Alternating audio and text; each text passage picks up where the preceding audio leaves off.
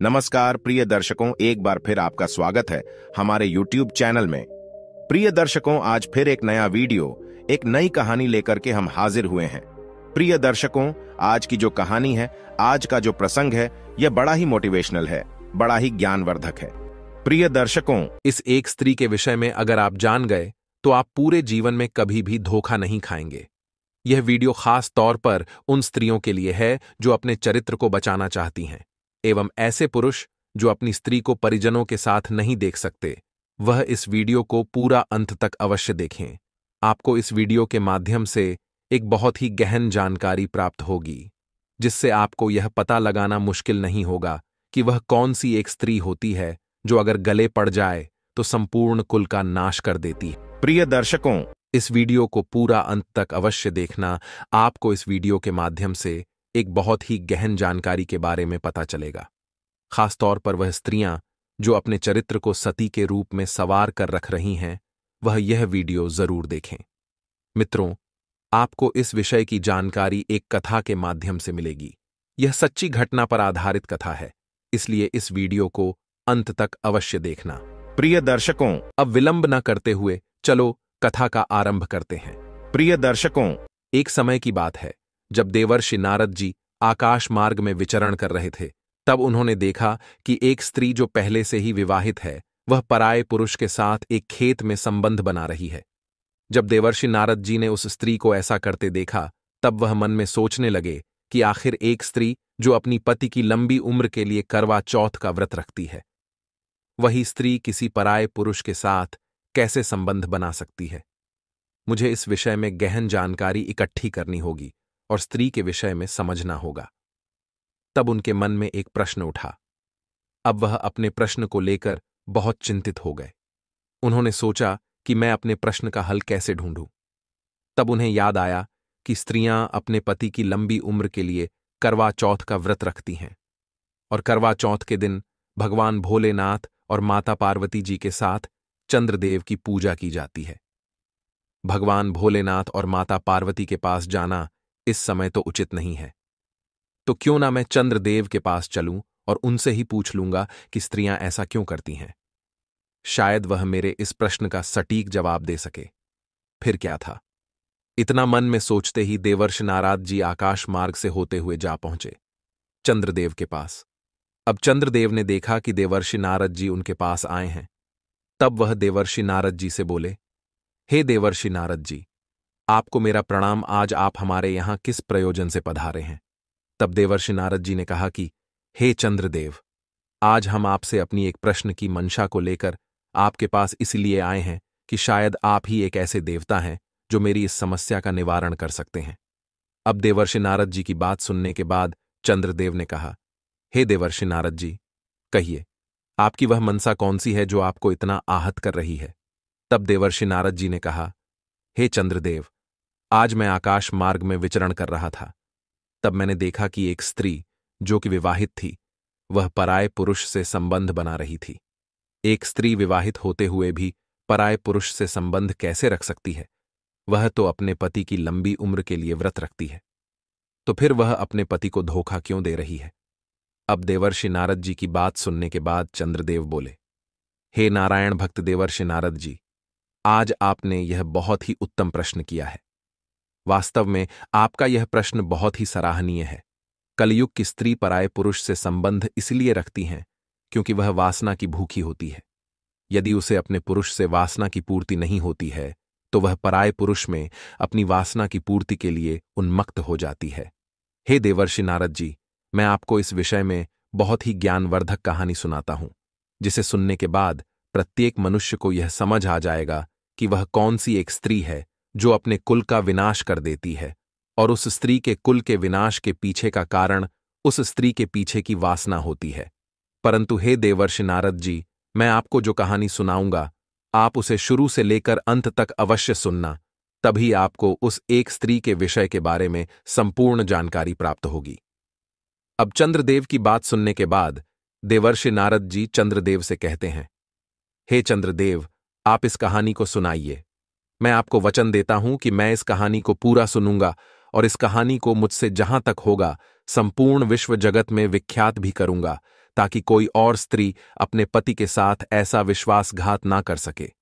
अब देवर्षि नारद की बात सुनने के बाद चंद्रदेव कहानी को सुनाना आरंभ करते हैं और कहते हैं, हे देवर्षि नारद जी, बहुत समय पहले की बात है। मंगलपुर नाम का एक गांव हुआ करता था। उस गांव में एक ब्राह्मण अपनी पत्नी के साथ रहता था। उस ब्राह्मण की गिनती विद्वान ब्राह्मणों में होती थी। उसे शास्त्र विद्या के साथ नक्षत्र विद्या का पूरा ज्ञान था। कुछ दिनों के बाद ब्राह्मण के घर में उसकी पत्नी ने एक पुत्री को जन्म दिया। उसकी पुत्री देखने में बहुत ही सुंदर थी। अब उस ब्राह्मण ने अपनी पुत्री के जन्म के समय नक्षत्र एवं ग्रहों की स्थिति देखी, तब वह बहुत ही घबरा गया। परंतु उसने अपनी पत्नी से कुछ नहीं बताया, क्योंकि उसकी पत्नी ने हाल ही में प्रसव किया था और वह अपनी पुत्री को देखकर उससे बहुत प्रसन्न थी। तो वह ब्राह्मण अपनी पत्नी को ऐसे प्रसन्न देखकर उससे कुछ नहीं कहता है। वह अपनी पुत्री का नाम निर्मला रखता है। निर्मला अपनी माता पिता की लाडली पुत्री बन गई थी। अब दिन ऐसे बीत रहे थे। अब देखते ही देखते और उस ब्राह्मण की पुत्री कब विवाह के योग्य हो गई, पता ही नहीं चला। अब उस ब्राह्मण को अपनी पुत्री के विवाह की चिंता सताने लगी। वह ब्राह्मण अपनी पुत्री के जन्म के समय की नक्षत्र रेखा को देखकर बहुत घबराया हुआ था, क्योंकि उसकी जन्म कुंडली में एक बहुत ही बड़ा दोष था। इसीलिए वह अपनी पुत्री का विवाह किसी से भी करने से डर रहा था। जब भी उस ब्राह्मण की पत्नी उससे अपनी पुत्री की विवाह की बात कहती कि हमारी पुत्री अब विवाह के योग्य हो गई है, अब हमें इसके लायक एक योग्य वर देखकर हमें इसका विवाह कर देना चाहिए, तब वह अपनी पत्नी की बात को टाल देता था, क्योंकि उसकी पुत्री की कुंडली में ऐसा दोष था कि जो भी उसकी पुत्री से विवाह करेगा उसकी 4 से 5 साल के भीतर ही मृत्यु हो जाएगी।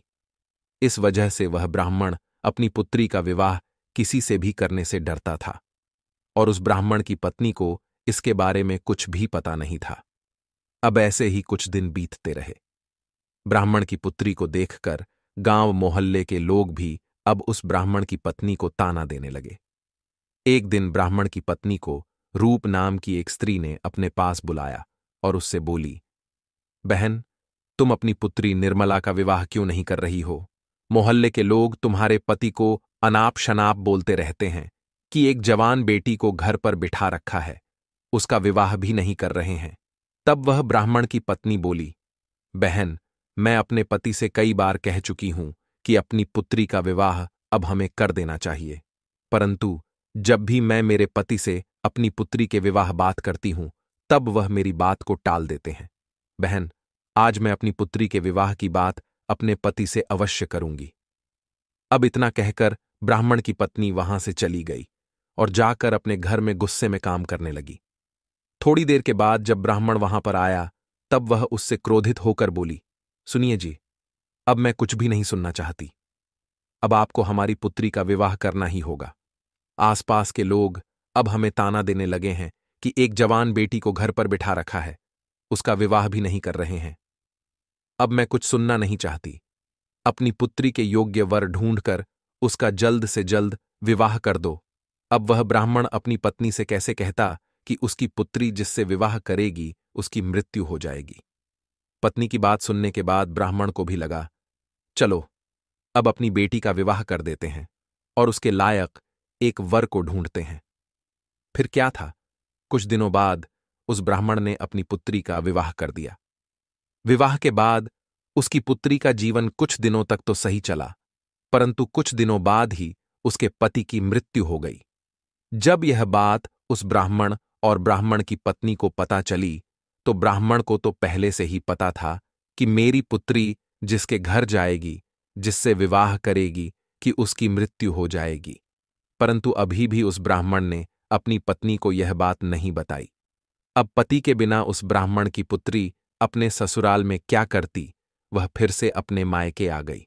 कुछ दिनों बाद पत्नी के कहने पर फिर से ब्राह्मण ने उसके लायक एक वर ढूंढा और फिर से उसका विवाह कर दिया। वैसे ही कुछ दिन ब्राह्मण की पुत्री का जीवन अच्छे से व्यतीत हुआ। कुछ समय के बाद पुनः ब्राह्मण की पुत्री का पति मर गया।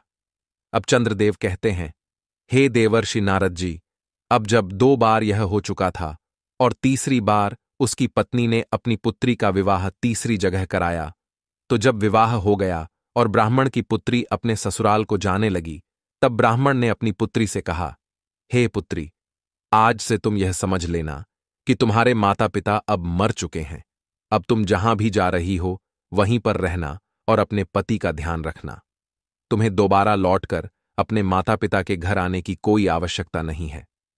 अब अपने पिता की बात जब उसकी पुत्री ने सुनी तो वह सन्न रह गई। साथ में वह ब्राह्मण की पत्नी भी सन्न रह गई। उसे यह समझ नहीं आया कि आखिर उसके पति ने ऐसा क्यों कहा।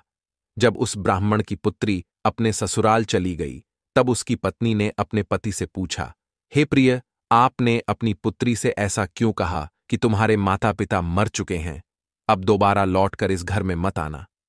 अब वह ब्राह्मण अपनी पत्नी को अपनी पुत्री की कुंडली के बारे में बताना तो नहीं चाहता था, परंतु पत्नी के बार बार पूछे जाने पर उसने अपनी पत्नी से कहा, हे प्रिय, जब हमारी पुत्री का जन्म हुआ था तब मैंने अपनी पुत्री की जन्म कुंडली देखी थी। उसके नक्षत्र अपनी पुत्री के विवाह के प्रतिकूल थे। उसकी जन्म कुंडली में दोष था कि हमारी पुत्री का विवाह जिससे भी होगा वह 4 से 5 साल के भीतर ही मर जाएगा। उससे पहले भी उसकी मृत्यु हो सकती है। हे प्रिय, अब हमारी उम्र भी हो चुकी है। हम अपनी पुत्री को कब तक बैठाकर खिलाते रहेंगे? कल को हम ना रहे तो हमारी पुत्री यहां क्या करेगी? अगर वह अपने घर पर रहेगी तो क्या पता भगवान की कृपा हुई तो उसे शायद बाल बच्चे हो गए, तो वह बड़े आराम के साथ अपना जीवन अपने ससुराल में व्यतीत करेगी। अपने पति की बात सुनने के बाद उस ब्राह्मण की पत्नी को अपने ऊपर बहुत शर्म आने लगी कि मैं अपने पति से कितना बुरा भला कहाँ करती थी, परंतु उन्होंने हमारी पुत्री का भला ही चाह रखा था, इसलिए वह उसका विवाह किसी से नहीं करना चाहते थे। मेरी ही गलती के कारण 2 लोगों की जान चली गई। अब कुछ समय बीतने के बाद इधर उस ब्राह्मण की पुत्री को विवाह के 5 साल हो चुके थे। उन 5 सालों में उस ब्राह्मण की पुत्री को 2 पुत्र और 1 पुत्री हुई, जिनमें से 1 पुत्र सबसे बड़ा था और पुत्री सबसे छोटी थी। बड़े पुत्र का नाम राहुल था, छोटे पुत्र का नाम कुलदीप था और पुत्री का नाम सुनीता था। अब ऐसे ही समय बीतता रहा, परंतु एक दिन ऐसा समय आया कि अचानक ही उनके पिता की मृत्यु हो गई। अब चंद्रदेव कहते हैं, हे देवर्षि नारद जी, अब ब्राह्मण की पुत्री की कुंडली में तो दोष था ही कि वह जिससे भी विवाह करेंगी उसकी मृत्यु हो जाएगी। इस वजह से उसका यह तीसरा विवाह था। अब उसके तीसरे पति की ही मृत्यु हो गई, जिस वजह से वह ब्राह्मण की पुत्री बहुत परेशान हुई। अब अपनी 3 संतानों के साथ ही अपने घर पर अपने बच्चों का पेट पालने लगी, क्योंकि उसके पिता ने भी उसे मायके आने से मना कर दिया था। इस वजह से वह अपने पिता के भी घर नहीं जा सकती थी। अब वह अपने बच्चों का पेट पालती है, उन्हें पढ़ाती लिखाती है। अब जब कुछ समय बीतता है तो उस ब्राह्मण की पुत्री के जो पुत्र थे वह बड़े हो चुके थे और अपने कार्य को स्वयं करने लगे थे। बड़ा लड़का राहुल अब एक व्यापारी बन चुका था और शहर में उसका खुद का एक व्यापार था। वह अनाज की खरीदारी करता था और उसे शहर में बेचता था। उसकी राशन की एक बहुत बड़ी दुकान थी। राहुल का एक बहुत ही अच्छा दोस्त जो जाति से चमार था, उसका नाम विनोद था। वह उसके गांव के बगल वाले गांव में रहता था। राहुल का छोटा भाई कुलदीप अब भी पढ़ाई कर रहा था और बहन सुनीता भी पढ़ाई कर रही थी। जब राहुल बड़ा हो गया और अपने पैरों पर खड़ा हो गया तो उसकी मां ने उसका विवाह पास के गांव की एक लड़की जिसका नाम मंजू था उससे कर दिया। मंजू बहुत ही शर्मीली लड़की थी। वह जितनी ही शर्मीली थी उतनी ही रूपवती भी थी। राहुल की पत्नी बनने के सारे गुण मंजू के अंदर विद्यमान थे। मंजू जिस गांव से थी उसी गांव में विनोद रहता था। जब राहुल की शादी हो गई तो कुछ दिनों बाद राहुल फिर से व्यापार के सिलसिले में अपनी पत्नी मंजू को गांव में अपनी मां की सेवा के लिए छोड़कर शहर अपने व्यापार को संभालने के लिए चला गया। राहुल यह समझता था कि अभी उसके छोटे भाई बहन पढ़ रहे हैं, इसीलिए उनकी पढ़ाई में कोई विघ्न न आए। उन्हें समय पर खाना पानी मिलता रहे, जिससे वह समय पर सारे कार्य कर पाए, और उसकी मां की भी अब उम्र हो चुकी थी, जिससे उन्हें भी कार्य करने में तकलीफ होती थी। इसलिए ही राहुल ने अपनी पत्नी मंजू को गांव में ही छोड़ने का फैसला लिया था। जब भी मंजू को कुछ चाहिए होता था तो राहुल विनोद से कहकर मंजू को वह चीज दिलवा दिया करता था। यदि मंजू को कहीं आना जाना भी होता था तो राहुल विनोद से कहकर मंजू को उस जगह पहुंचवा दिया करता था। मंजू भी शुरुआत में अपनी सासू मां की बहुत सेवा करती थी और अपने पति राहुल से अत्यधिक प्रेम करती थी। वह उसे रोजाना खत लिखती थी और उस खत में राहुल के प्यार का इजहार करती थी और उसका हालचाल पूछती थी। अब समय ऐसे ही बीतता रहा। अब अचानक से एक दिन विनोद राहुल के घर पर आया। उस दिन राहुल की पत्नी मंजू घर पर कोई कार्य कर रही थी। तब उसने बाहर से आवाज लगाई कि भाभी कहाँ हो, बाहर आओ। आपके पिताजी की तबीयत बहुत खराब है और तुरंत उन्होंने मुझे आपके पास भेजा है और वह आपसे मिलना चाहते हैं। जब मंजू ने विनोद की इतनी बात सुनी तो वह भागती हुई विनोद के पास पहुंची। अब इतने में मंजू की सासू मां भी आ जाती है। जब वह विनोद को बाहर देखती है तो वह विनोद के घर आने का कारण पूछती है। तब विनोद कहता है कि मां जी, मंजू भाभी के पिता की तबीयत बहुत खराब है। उन्होंने अति शीघ्र इन्हें लाने के लिए भेजा है, इसलिए ही मैं यहां आया हूं। जब मंजू की सास ने विनोद की बात सुनी तब वह मंजू से कहने लगी, बहू, जल्दी जाओ और अपने पिता की देखरेख करो। तभी मंजू विनोद के साथ उसके साइकिल पर बैठकर अपने गांव की ओर चल दी। घर जाकर उसने अपने पिता का अच्छे से देखभाल किया और धीरे धीरे उसकी पिता की सेहत में सुधार आने लगा। अब मंजू का पति बाहर रहता था और वह अपने पति को खत भी नहीं लिख पा रही थी। वह अपने मायके आ चुकी थी, इसीलिए वह अपने पिता की देखरेख में लगी रहती थी। उधर विनोद भी रोजाना मंजू के पिता का हाल लेने के लिए मंजू के घर आया करता था। अब चंद्रदेव कहते हैं, हे देवर्षि नारद जी, मंजू को विनोद के भीतर अब अच्छाई दिखने लगी थी। अब उसे विनोद के प्रति लगाव होने लगा। वह मन ही मन विनोद से प्रेम कर बैठी, परंतु वह विनोद के मन की खोट को ना जान सकी, क्योंकि विनोद एक अय्यास लड़का था। वह कोई काम भी नहीं करता था और तो और उसे जुए की बहुत बड़ी लत थी। साथ में वह स्त्रियों के साथ गमन भी करता था। दिन भर वह वासना के चक्कर में धुत रहता था। वह अपनी वासना की पूर्ति के लिए वेश्याओं का गमन करता था। मंजू को यह बात पता नहीं थी कि विनोद की नजर अब मंजू के ऊपर आ चुकी है। इधर मंजू भी अब विनोद से प्यार करने लगी थी। अब जो वह पहले अपने पति राहुल को खत लिखा करती थी, उसने वह खत लिखने भी बंद कर दिए। उधर राहुल शहर में परेशान था कि अचानक से उसकी पत्नी के खत आने बंद क्यों हो गए। अब राहुल ने जब इस बात का पता लगाया तब उसे पता चला कि मंजू तो अपने घर पर है, अपने पिता की देखभाल कर रही है। उसके पिता की हालत बहुत खराब है। इसलिए राहुल ने भी सोचा, चलो कोई बात नहीं, देखते हैं। जब तक मंजू के पिता की हालत ठीक नहीं हो जाती तब तक मंजू भी कैसे पत्र लिख सकती है। वह भी अपने पिता की सेवा में लगी रहती होगी। राहुल के मन में तो यही सब चीज चल रहा था। परंतु मंजू के पिता तो कुछ दिनों में ही ठीक हो गए थे और मंजू तो कुछ अलग ही सोच बैठी थी। विनोद रोज मंजू के घर पर आया करता था, इसलिए मंजू और विनोद रोज ही घूमने के लिए खेत पर जाया करते थे। एक दिन जब वह दोनों खेत में गए हुए थे तब मंजू ने विनोद से कहा कि विनोद, अगर तुम मेरी बात का बुरा ना मानो तो मैं तुमसे एक बात कहना चाहती हूं। तब विनोद ने मंजू से कहा कि कहो भाभी, मैं आपकी बात का कभी बुरा नहीं मानूंगा। विनोद ने ऐसा जताते हुए बोला कि जैसे वह दूध का धुला हुआ हो। जब विनोद के मुंह से मंजू ने भाभी शब्द सुना तो वह गुस्से में बोली कि विनोद, आज के बाद कभी भी तुम मुझे भाभी कहकर नहीं बुलाओगे, अन्यथा यह तुम्हारे लिए अच्छा नहीं होगा। अब विनोद ने कहा, ठीक है, फिर मैं आपको क्या कहकर बुलाऊंगा। अब विनोद की बात टालते हुए मंजू ने कहा, विनोद, सच बात तो यह है कि मैं तुमसे अब बहुत प्रेम करती हूं। जैसे ही विनोद ने मंजू के मुंह से प्रेम शब्द सुना, उसके मन में तो अब खुशियों के पटाखे फूटने लगे। वह मन से गदगद हो गया कि चलो, अब तो मेरा काम हो गया। अब वेश्याओं के गमन में मेरे पैसे भी नहीं खर्च होंगे और मैं घर बैठे संभोग भी कर पाऊंगा। विनोद तो मंजू को चाहता ही था कि वह उसकी हो जाए और वैसा ही हुआ। अब धीरे धीरे बात बढ़ती गई और मंजू विनोद के प्यार के जाल में फंसती चली गई। अब धीरे धीरे बात इतनी बढ़ गई कि सच में उन दोनों के बीच में संभोग हुआ और मंजू का प्रेम विनोद के प्रति और अडिग हो गया। अब कुछ दिन बाद जब मंजू के ससुराल से बुलावा आया तो विनोद से मिलने के लिए मंजू ने उसे फिर से एक दिन खेत पर बुलाया। वह दोनों जब खेत पहुंचे तब मंजू ने विनोद से कहा, हे प्यारे विनोद, मेरे ससुराल से बुलावा आया है।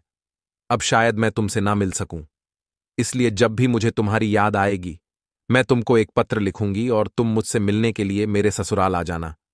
अब विनोद तो वासना का आदी तो था ही, इसलिए विनोद मंजू की बात मान जाता है और मंजू विनोद से इतना कहकर घर आ जाती है।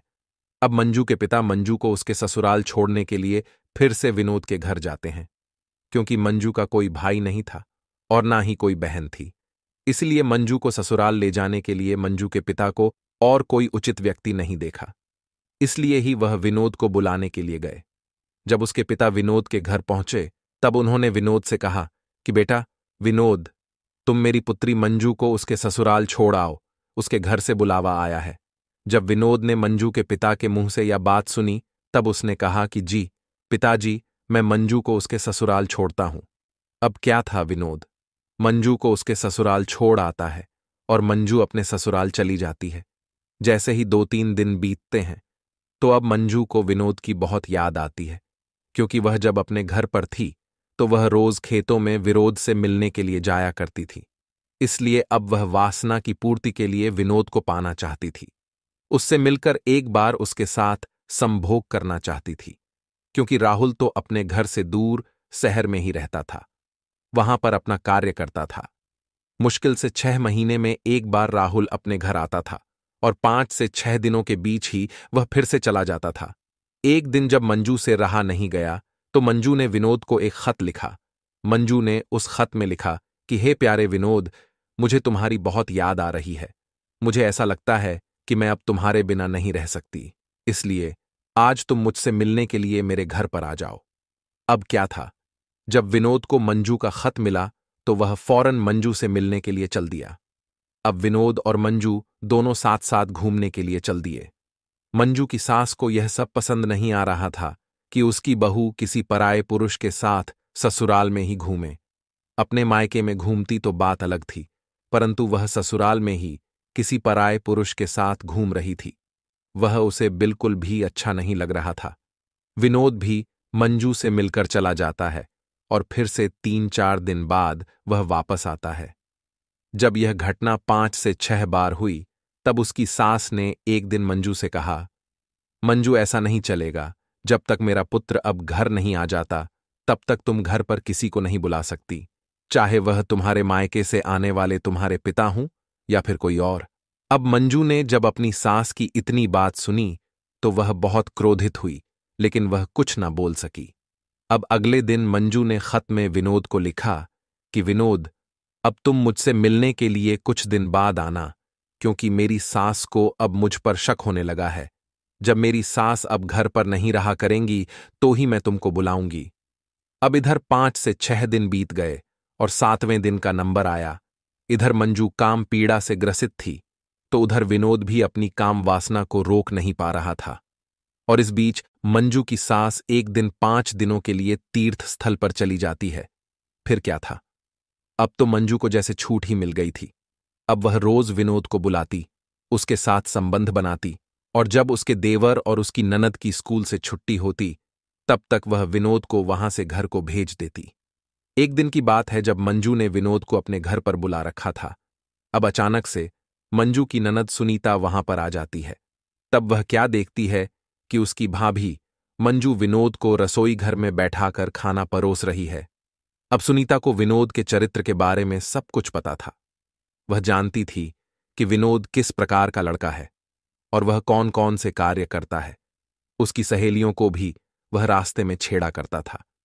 इसलिए सुनीता ने अपनी भाभी से कहा, भाभी, आप किसी भी ऐरे गैरे को ऐसे घर पर बिठाकर खाना नहीं खिला सकती, और यह तो नीच जाति से आता है, और शायद आप इसके चरित्र के बारे में नहीं जानती, तभी आप इससे बड़े प्रेम से बात करती हैं, और आप इसके साथ जो घूमती हैं वह भी आप बहुत गलत करती हैं।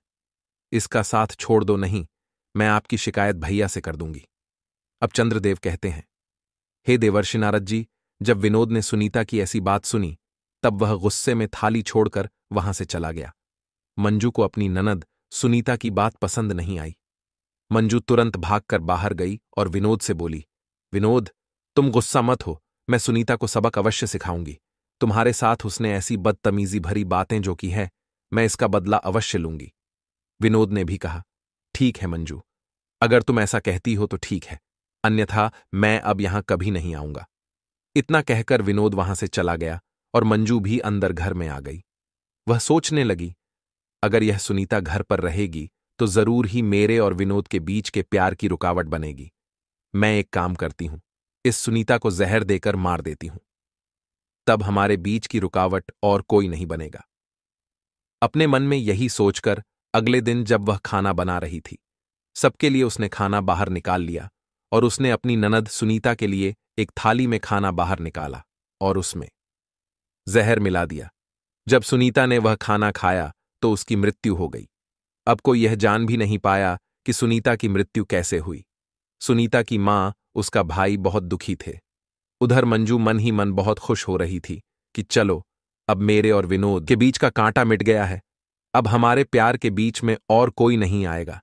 जब यह बात राहुल को पता चली तो वह सब काम छोड़कर तुरंत अपने गांव लौट आया और गांव पहुंचकर जब उसने अपनी बहन सुनीता को मृत अवस्था में देखा तो उसके प्राण पसीज गए, क्योंकि वह अपने भाई और बहन के लिए ही तो बाहर रह रहा था कि उन्हें अच्छी शिक्षा दे सके, उन्हें अच्छा खाना दे सके। इसलिए ही उसने अपनी पत्नी को भी घर पर ही छोड़ रखा था कि उन्हें खाना ना बनाना पड़े, घर का काम न करना पड़े और वह अपने भविष्य की चिंता करें, अपनी पढ़ाई पर ध्यान दें। लेकिन उसकी बहन तो अब मर चुकी थी, अब बचा था उसका भाई। कुछ दिन राहुल घर पर रुकता है और कुछ दिनों बाद फिर से राहुल अपनी पत्नी मंजू को छोड़कर पुनः व्यापार के सिलसिले में शहर को चला जाता है। अब इधर मंजू फिर से वही प्रक्रिया दोहराती रहती है। कुछ दिन ऐसे ही बीता तो मंजू की सास ने और मंजू के देवर ने भी मंजू से कह दिया कि देखो, हमारे घर पर यह सब नहीं चलेगा। अगर दोबारा ऐसा कुछ हुआ तो मैं तुम्हारी यह बात राहुल भैया से शिकायत कर दूंगा।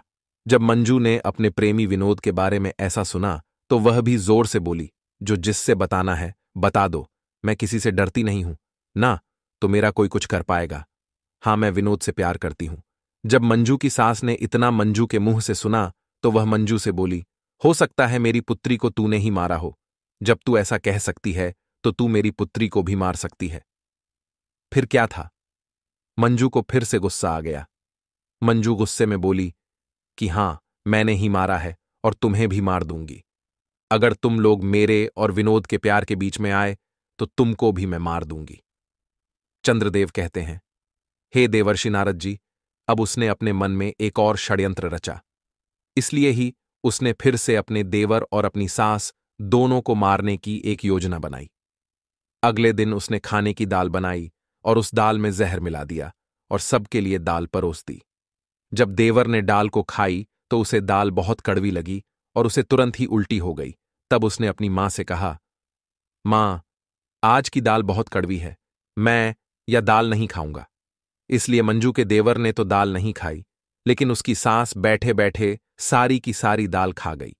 अब कुछ देर बाद मंजू की सास के पेट में जोर का दर्द होने लगा और अचानक ही देखते उसकी मृत्यु हो गई। देवर को उल्टी हो गई थी, इसलिए देवर बच गया और मंजू की सास ने पूरी दाल खा ली। वह मर गई। अब कुलदीप को भी पता चल चुका था कि यह सब कुछ किया हुआ मेरी भाभी का है।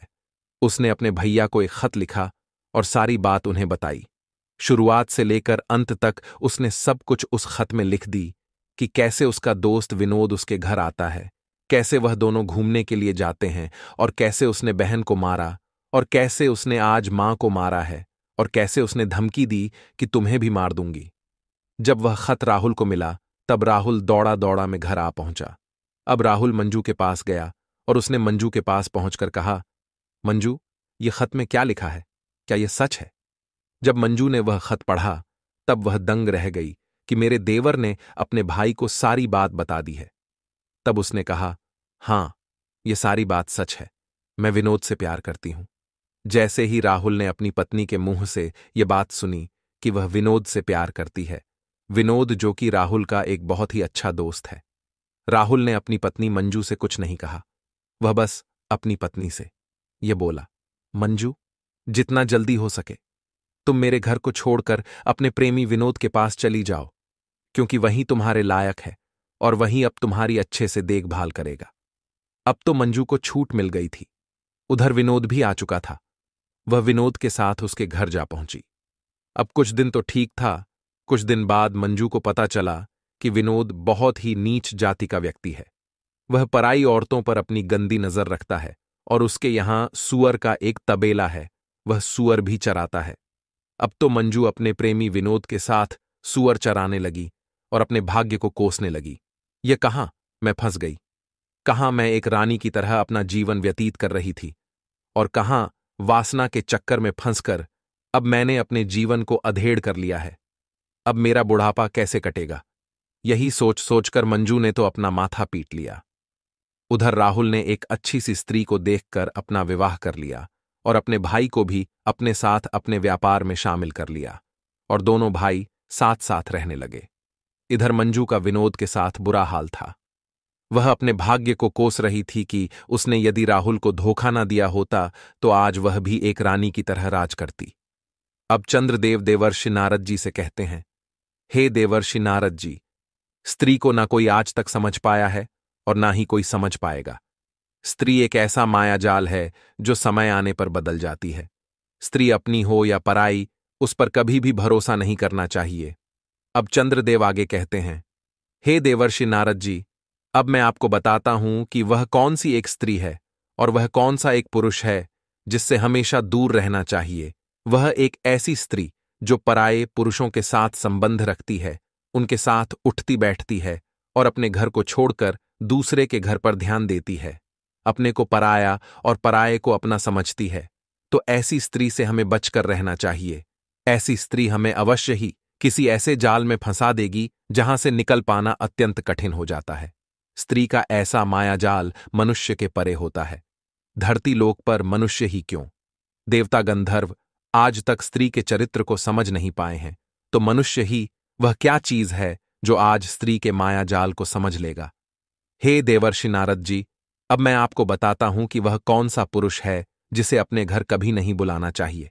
एक ऐसा पुरुष जो कामी हो, जिसके अंदर वासना भरी हो, जो हमेशा मदिरा का सेवन करता हो, वेश्याओं का गमन करता हो, दूसरों का अहित करता हो, बड़ों की इज्जत न करता हो, औरतों पर गंदी नजर रखता हो, ऐसे मनुष्य को अपने घर पर कभी नहीं बुलाना चाहिए। ऐसे मनुष्य की वजह से ही घर का नाश हो जाता है, जैसे मंजू के घर का नाश हुआ। यदि मंजू को विनोद ना मिला होता तो मंजू आज भी राहुल के साथ खुशीपूर्वक अपना जीवन व्यतीत करती।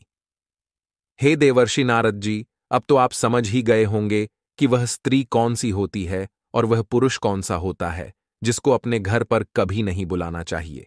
अब देवर्षि नारद जी कहते हैं, हे चंद्रदेव, आज आपने मुझे यह जो ज्ञान दिया है, वाकई में यह सर्व ज्ञान संपन्न है।